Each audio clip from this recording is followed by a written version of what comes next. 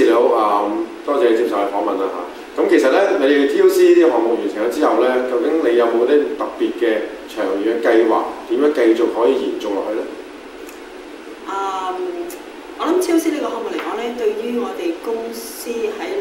大概兩年前係訂立咗作為一個主要嘅項目咧，去將我哋嘅薪資提高嘅話咧，咁去到而家呢個階段係見到一定嘅成績嘅。咁呢個係我都真係好多謝阿蓮姐啦，同埋啲嘅成班同事咧係好真係好有心去做，係做得好好。咁你話見得到一個成績係一個車間做到出嚟之後咧，咁我覺得好順理成章咧，我就將希望呢個車間係真係可以 copy 到落嚟，去到我哋有A、B、C 三個生產嘅樓座啦，咁係而家去做到 B4，咁我希望做到 A4 出嚟啦，咁一路拖去做。咁亦都話